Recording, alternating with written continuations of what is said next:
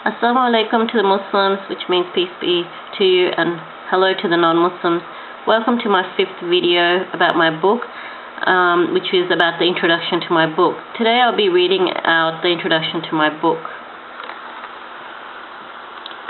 In the name of God, the most gracious, the most merciful.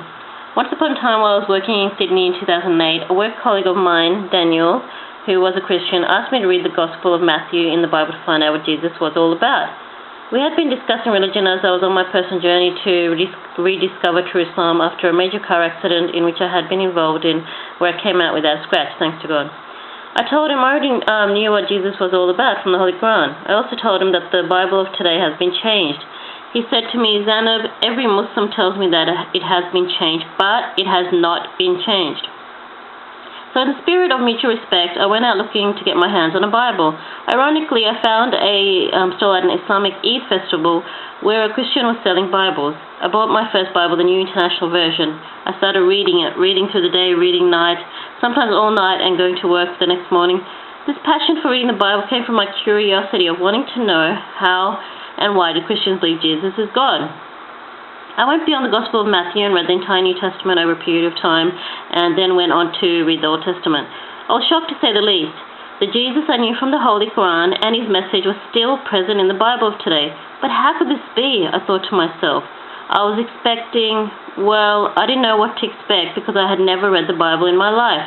So my journey began into the world of Christianity. I started typing out what I found for Daniel and would send him my findings. In the end, I had typed up 4 different documents about the Bible and the Holy Quran. We never really got an opportunity to sit down and go through it all, a little here, a little there. Later on, I did, however, lend him several books that I had bought on the subject, and he already had the copy of the Quran and had read it. Being overwhelmed with the information, he said to me, "Zainab, this is death by books. I do hope you read this one, though."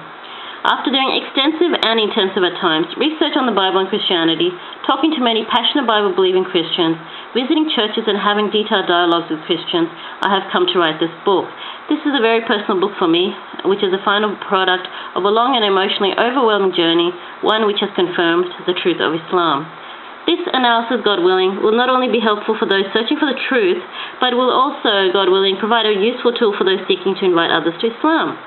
Although this book is suitable for all audiences, it must be noted that it is written by a lay person, being a researcher and student of Islamic studies, for the lay public, i.e. general public.